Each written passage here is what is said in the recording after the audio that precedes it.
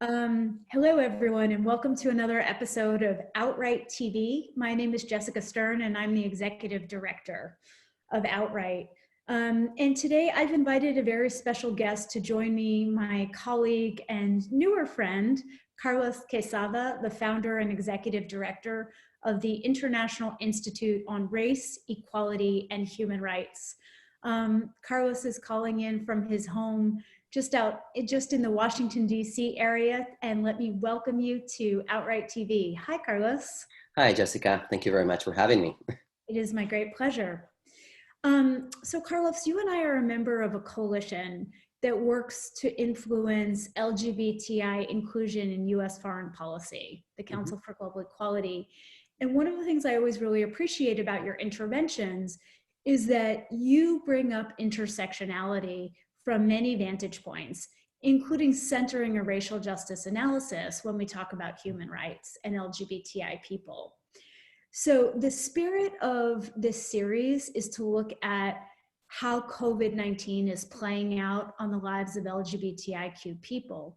And I wanted to ask you, through a racial justice lens, where and how are you seeing LGBTIQ people of color around the world being impacted by COVID-19? Well, thank you very much, Jessica. Yes, I think we work a lot in Latin America, and I would like to use the Latin American examples, especially in the case of Brazil, Colombia, or the Dominican Republic. You know, any crisis, including this unfortunate crisis, kind of exacerbates inequalities. And Afro-descendants and indigenous in Latin America have always been living kind of the bottom of the social class, so to speak. And what COVID-19 has been doing is clearly to exacerbate those inequalities, meaning access to a good healthcare, access to services, or access to public policies. And I think the perfect example is Brazil, but clearly it doesn't show, it doesn't have a good leadership, so to speak, in terms of the response to the crisis, but also in terms of having public policies towards the poor. And in the case of Brazil, unfortunately, the majority of the poor people are Afro-Brazilians. So the other thing basically that has been happening, honestly, is that the level of violence against Afro-LGBT people has not been stopping with this crisis.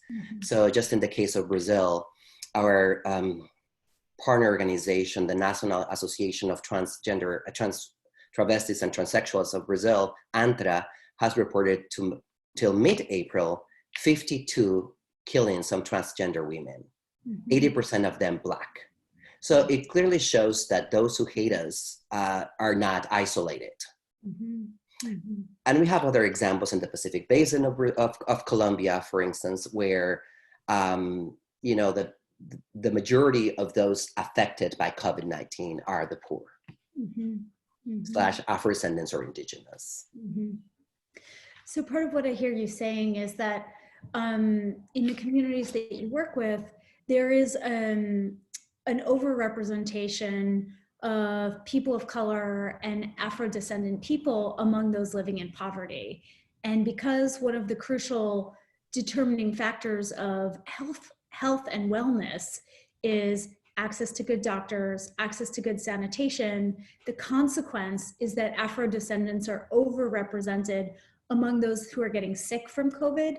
And as you told me in our preparatory conversation, even if Afro-descendants aren't necessarily going to hospitals in high numbers, they're dying in higher numbers than their white counterparts. I'd love if you would say a little bit about that, and also expands on what it means that there are such incredibly high numbers of killings of Afro-Brazilian trans women this year alone. Yeah, I mean, unfortunately in Latin America, you know, the practice of social distancing, even here, you know, it cannot happen if you're poor and if you live in a very crowded area. And in Latin America, Brazil, or other places, what's called the favelas, you know, you have 7, 8, 10 people living in a very small place. So it's very difficult for them to social distance. And so it's very difficult for them to, even if they have a positive person in the house, that to either leave the house or kick this person out of the house, right? Mhm. So I think that's why, we see a lot of numbers and, Mhm. slash with the race component here. Uh, the level of violence, unfortunately, and how Brazilians, I mean, Brazil has always been, the level of violence against trans persons in Brazil, trans individuals, has always been like a main problem. I mean, Brazil is the country where transgender women are killed the most in the world, so to speak, right? Here, there are two factors. One is that they're like good policies in terms of like legislation. I mean, Brazil is one of the countries where you can change your name. I mean, there's like a lot of advances in terms of laws towards LGBT people. Unfortunately, those advances do not match the culture of the country. So you have, yes, good laws on paper, but then very little implementation. And then the other thing is the level of impunity. Brazil has, not only Brazil, I would say Brazil, Central America, I mean, I would say in Latin America, the level of impunity against those who kill transgender, especially transgender women, is very high. So the message that the governments are sending is basically, you can kill a transgender woman and you're gonna be fine. Yeah. Is there a case that stands out to you, Carlos, when you think about how COVID is wreaking havoc in the lives of some of the LGBTIQ people you work with? Is there a case that stands out that would illustrate some of the challenges you're describing? Well, yeah, I mean, like we've been working with a lot of our partners working, like Antra in Brazil, for instance. They've been telling us that, which is really sad, that a lot of the transgender women who are like that they're related to Antra, they have not been able to isolate because they have to eat. Mhm. They have to pay rent. Mhm. So they still have to work as sex workers Mhm. in order to survive. Mhm. And unfortunately, that also put them at risk, not only because they're like not practicing social distancing, but also it says a lot about the lack of public policies towards LGBTI individuals Mhm. in the pandemic. And this, I think, this is a worldwide problem, not only in Latin America. I think there hasn't been public policies Mhm. for LGBTI individuals. Mhm. Yeah, I would very much agree with you. And one of the reasons why Outright is running the Outright TV series is because we want to lift up the examples of how LGBTIQ people are falling through the cracks Mhm. of the COVID-19 response mechanisms, and also demand government response Mhm. and responses from the philanthropic sector that ensure that we have access to services, we have access to food, we have access to healthcare, and that we're not going to die in higher numbers just because we're LGBTI and Q. Mhm. And so what I wanted to ask you about is not just about the problems, but also about the solutions. So Sure, what's your call to action? What are you demanding of governments at sure. this time? I think the first thing would be to include LGBTI individuals in in every public policy that is being developed to respond to the pandemic. Meaning, I know that some countries like Colombia, Brazil, the Dominican Republic, and Peru have like this kind of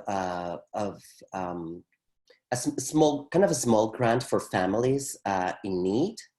Uh, and they, for instance, in the case of Colombia, they have said, oh, LGBTI individuals could apply for this. But when they apply for that, they're either always at the back of the line or they never get the resources. The main recommendation I would say is one, to include LGBTI people in the public policies. And the second one is we are still being killed. We're still being attacked. We're still being discriminated against. So, the government needs to apply or implement policies to guarantee the lives and the integrity of the LGBTI population in Latin America. Mhm. Um, yeah, the violence that preceded the pandemic is continuing throughout the pandemic. And in some cases, for example, domestic and family violence, it is even spiking. Correct, correct. I want to ask you a couple more questions before we wrap up. We have a few minutes left. Um, a lot of us were following the news out of Panama that that the government was telling people that women could go out on the streets Monday, Wednesdays, and Fridays. Men could go out on Tuesdays, Thursdays, and Saturdays. No one could go out on Sunday. And if you didn't fit within that gender binary, you were in trouble. And for those of us in the LGBTIQ community, this immediately sparked fear because we were really worried for people who are transgender. When do you go out onto the street? Do you go out onto the street on the day that aligns with your sense of self and your physical appearance? Or do you go out on the streets in the day that aligns with your legal identity documents? Mhm. And what happens if you're non-binary? What do you do? So can you tell us what happened in Panama? And I understand that this also became a policy that in different forms was also implemented in Peru and in parts of Colombia. But correct me if Yeah. I'm wrong. No, correct. I think, and it's still in effect in certain cities in Colombia, including Bogota. And the mayor of Bogota is a lesbian woman, and she was the one who implemented these policies. So that doesn't say very good things about the mayor of Bogota, unfortunately. But other cities like Cartagena, Manizales, in Quibdó, they're applying the same policy. And in Peru, it was applied for 2.5 weeks starting on April 1st. But then it was it was canceled, so to speak, by the government, not for the right reasons, unfortunately, but because actually for something that reinforces the stereotypes, because women were going out more than men, because women were going to the supermarkets to buy food more than men. So there were too many people, too many women on the streets. So that's why Peru decided not to continue with a policy. In the case of Panama and Colombia, and this is other countries are thinking about implementing this. Thank God they're not doing it. Is again, unfortunately, it has to deal with the quote gender roles, and I'm using the quote gender roles, like. Like it would be safer for women. They're not using like the excuse is not being like, oh, this is discrimination based on sexual orientation, gender identity. It's more about gender stereotypes. Gender stereotypes. So it was safer for women to go to supermarkets without men. It was safer for women to drive than men, etc. I mean, we are against those policies, and there has been a lot of problems, especially for transgender women and trans men in Panama and in Colombia. However, and this is something very important, the governments, especially in the case of Colombia, the mayors of the different cities have said that they're going to guarantee the respect for trans women while they're in public. The problem is that they haven't sensitized the police. So one thing is what they say in public and what the police has been saying. And for instance, we have videos from yesterday actually, where an Afro-Colombian trans woman in Bogota was walking during the wrong day, and she was planning to be detained by the police, and she was like basically attacked by the police because she would resist their arrest. So again, I think I mean, I'm totally against this kind of policies. I think reinforces the stereotypes that we are fighting for, and then it put our people at risk. Thank you, Carlos. A couple of follow-up thoughts. We're actually at the 15-minute mark, so I'm going to move us towards wrapping up. One is in terms of the resource you shared. If you could send me a link to that video. I don't know if it's anonymized to protect the safety and security of the woman who was attacked, but if it is something that you could share, I'd love to include it in the resources from this video so that people can see the kind of violence, police violence that you're Sure, describing? sure. I'll send you the link. That would be great. And then the second thing is, a complex piece, which is, what we're committed to is preventing and ending gender-based violence. And when we say that, what we mean is that measures that are designed to prevent and end violence against women need to take a more holistic approach. Mhm. It goes without saying, or it should go without saying, that we are totally and completely opposed to violence against women in all of its forms. And also, we want the definition of woman to be fully inclusive. And we want to recognize that gender-based violence is actually about tackling the root causes of violence against our community, the stereotypes, the misconceptions, the compartmentalization that comes from the gender binary. When actually what we're saying is gender, its expression, its sexuality is a spectrum. And people can be targeted for gender-based violence regardless of the anatomy between their legs. Mhm.